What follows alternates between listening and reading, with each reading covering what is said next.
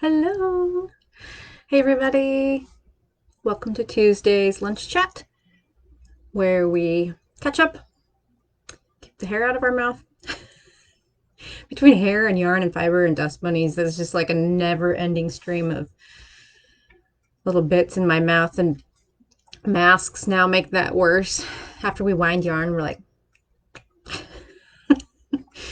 um, hello. I hope you had a lovely weekend. I did. Got some knitting done. Um, I got quite a bit of knitting done actually. I'm going to show it to you. I don't know if I'm supposed to, but um, I ran out of time to investigate that before we started the video, and so I'm just going to show you anyways. Hi, everybody. Hey, Kara Moen. Thank you so much for the lovely compliment. But since you're on here, I want to let everyone know I finally got Kara's new bags photoed this morning, and they are up. So the bucket bags that came in, large and small, and the 7 new caddies, tote caddies that came in, those are all finally photographed and on the website. So if you're looking for those, they're there. They're under the new tab for shopping. So yes, guys, she just keeps knocking it out of the park with those bags. I'm telling you. Yeah, good morning. Happy Tuesday. I guess technically it's 12 noon, so it's afternoon, but we've just had the most glorious spate of what we call here in the gorge January, and that's when January dishes up 50 degrees and sunny for an extended period of time. We get this false spring pretty normally. It seems like we forget about it every year, so we're always amazed by it. Oh my gosh. But yet we have a name for it, January, and it happens almost every year. And then we end up getting snow. So we're experiencing that right now. And I know you guys have heard me talk about before that I'm a pluviophile, which means I really like it when it rains. I love gray and rainy. I love weather.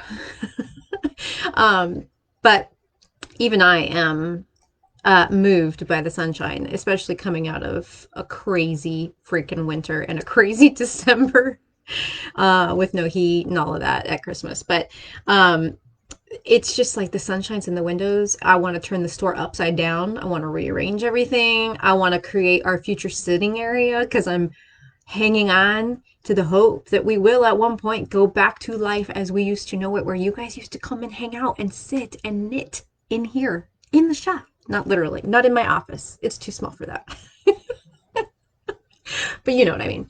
So I have it. It's that spring thing that obviously happens because it's been written about since time began. But yeah, I'm feeling it, and we're gonna get snow next week, but that's okay. I'm so loving that because I love the snow. I'll get my spring thing going now. The best part about late winter snow, in my opinion, is often we'll get socked in with a bunch of snow for a while. Like in February. And when it finally clears out, we kind of just jump directly to spring without that gray sludge of cold and wet and nothing. And I like that. I'll take that like snow, beautiful, jump straight to the spring. So, yeah. Kim says she's not looking at new things. Not looking. Nope, not looking. Yeah. Good luck, Kim, because I'm going to tell you about something else new that you're not going to be able to resist. So, just start working on getting over that right now. I'll give you a few minutes before I talk about it so you can swallow it down. Hi, everyone. I'm just catching up on the comments. Mary, I'm so sorry to hear about your knitting injury, or your injury stopping your knitting. Yeah, those bags are so stinking cute. I can't decide if I want a caddy or a bucket bag. A bucket bag is more practical for me because I knit a lot of sweaters. Thank you, Beth. Beth says she likes my shawl.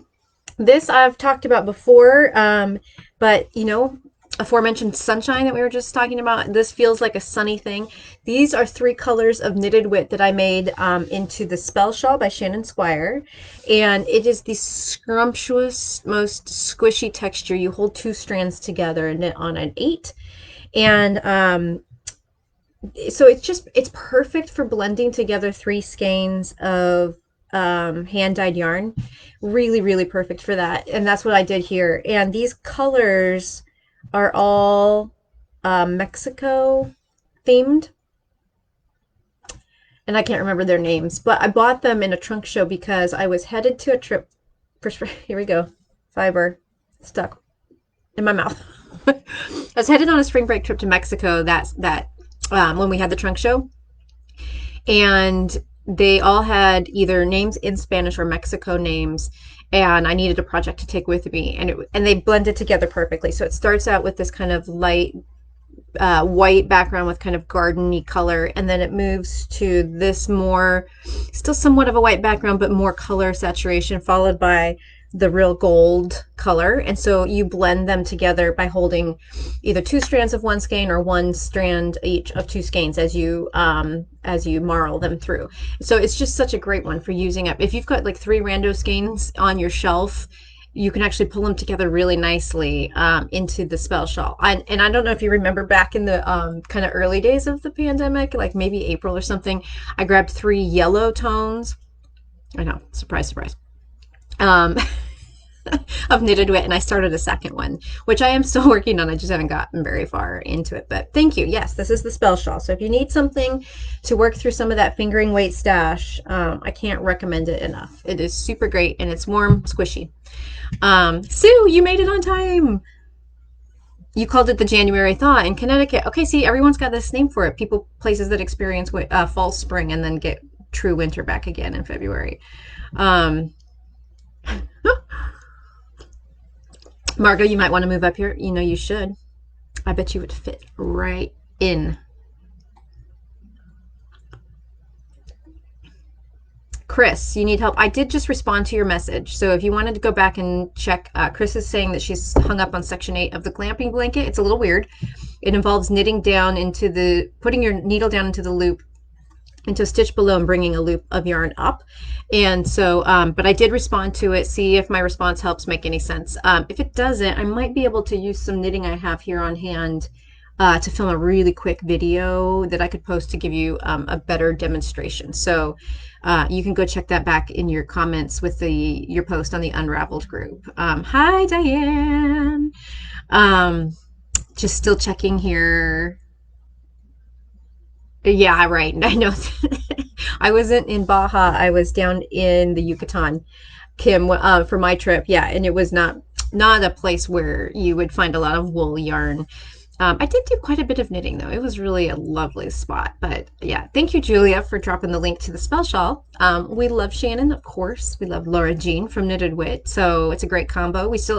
We're still doing the Her Story Sock Club, so you can grab Her Story colors or the Sassy Holiday colors, put those together.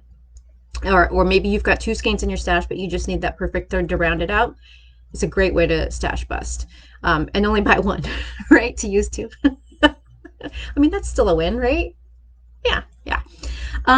Okay, so first of all, I want to show you guys where I got in my fiad, because I didn't get a lot done. I did something else I'm going to show you, but I did manage to get past my pocket placement. So there it is.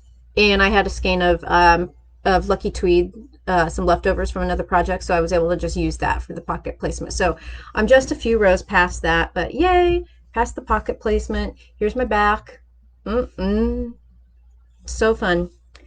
It does take a while to slog through one row when you're making a size 40 something, 40, mid 40s. That is a lot of knitting. Marie made some post about what every time she designs something a seed stitch, then later she's saying, why did I do that? And when I saw that post, I was like, yeah, why did you do that? So sick of the seed stitch. I get to that part and I'm like, all right, we just gotta get through this to get to the next cables. It's the cables that I really like. So that was the little bit of progress I made. I was able to do that because this other project that I took home, I actually ran out of yarn. And so I needed to come back in yesterday to get my other skein. So I'm not really sure if I'm allowed to show you this. I think I am. I don't know. I'm not selling it yet. So it's okay. But this is my design that I'm working on for the Pacific Northwest Slow Crawl. So I don't know if you remember on Friday's video, I showed you our two newest yarns from Barocco, Zinnia and Summer Sesame. And they are cotton yarn, cotton linen yarn, respectively. And Summer Sesame has this great color change going on. And then Zinnia is just this really cool cotton with tiny little flags of texture in them. And so what I had in mind, this idea that I had, was to use the striping of summer sesame and then intersperse it with little rows of zinnia. And so I worked it out, and I got quite a ways until I ran out of yarn, and I had to get one more skein of the summer sesame. And so I'm getting closer now, but here it is. So if I'm not supposed to show you this, just pretend that it never happened, okay? This will be the shawl that will be given out to everyone with a passport who is participating in the Pacific Northwest slow crawl this year. So if you end up participating, you'll get this pattern. So here it is so far, and it is super light and airy. This is cotton linen blend. So you can see here my summer sesame. I keep flip-flopping them. Is this part here changing colors, kind of marled looking, and it's got great texture. I don't know if I can get the texture through. That helps a little bit. You can kind of see how it's nubby in places. It's got a little like a boucle nub. And then the neutral looking stripes is my zinnia, and that it's not a true neutral. It's kind of like taupe with little peachy flecks in it. And so it complements the summer sesame really well. So, oh, I should have brought in the other colorway. So there's so many ways you can go with this. I took more, so I'm going to have Jill test this for me and create another shop sample in a second colorway, so you can get another vision that's not just so like, I don't know. I see this and I think Florida, but it's very summery, right? With coral and purple. And so Jill's going to do a blue, green, lavender colorway, and I had two other perfectly beautiful colorways that I could pull together, and I didn't even look at them all. I just was grabbing stuff off the shelf. So there's going to be so many different combos you could do with different colors of the sesame and different colors of zinnia in between. So and it's quick because I'm on a size 7 needle, size 7. So yeah, this is going to be a really lovely summer shawl. Won't that look good? Here, I can kind of fake it. There we go. Oh, yeah, I'm digging it. Okay, so if you're interested in getting your hands on that, it will be yours with the purchase of a Pacific Northwest slow crawl yarn passport. And I know that a lot of you guys actually were able to participate last year because it was a couch crawl for obvious reasons. And it'll be something very similar again, where you can actually go to shops and get your passport stamped, but you can also do web orders and get stickers for your passport. So you don't even have to live in the Northwest or physically visit the shops participating to be able to participate. So anyways, fun things, fun times coming. We'll see. Hopefully I should finish that up in the next few days and block it. And then Jill will work on her sample, and we'll show you that. I don't know. It could be fine. I just know they have a few requirements about like, I don't know. There's something, hopefully I'm not going to get in trouble for showing you. Oh, let's see here. Hello, Z. Good to see you. Thank you, Diane. Thank you very much. I think it's going to be a really wearable summer piece, especially around here because, I mean, we don't get summer until mid-July usually. So layers are definitely important. Especially in June. Yeah. Okay, so the last thing, this is for Kim. The last thing that I have to tell you about is we have arriving today. They're not here yet, but the tracking says they're going to be here today. The most beautiful shawl pins and sticks from Jewel Designs. And these are the type, well, I think it includes the actual one that Marie used to close up her fiad, the sample, but there's the exact one she used, but there's several beautiful ones to choose from. So those are all already on our site, on our new page, and there's both the pin and stick versions where you have some sort of enclosure that you put the pin through. That was obscene. I'm so sorry. Or just the stick versions where it's the same ornamental stick without the enclosure portion. I feel like I can't demonstrate this now. Anyway, they're there. They're on the website, and they're made by Jewel, which she's got an amazing. This is JUL. That's the company name. They have such an amazing aesthetic, and sorry, I just saw Z's emoji. Anyway, the day that the knitting live talk took a detour, um, I know which one I want to. Actually, I didn't grab it, so hopefully you guys don't buy them all. But I must be a 12-year-old boy. I'm feeling a little mortified. Anyway, um, they're on there. They're beautiful. I think the Runa. I think RUNA. Let me go peek at the site really quick. Yeah, I think the Runa Penannular might be the same one that she used, Marie. But boy, the Fleur de Lis is gorgeous. They're all beautiful. There are 2 pages of products in our new tab, so don't forget to hit the view page 2 to see all of the designs. Oh, the hummingbird. If you're a hummingbird person, the hummingbird stick is incredible, incredible. So check them out. They're arriving today. So, all right, you guys. Now that I've thoroughly brought the day down to gutter level, yes, Martha, a gutter thought. You're right. I'm just gonna let y'all go. So I'll see you on Friday. And we can talk about whatever else we've been up to during the week. So everybody take care. Enjoy tomorrow.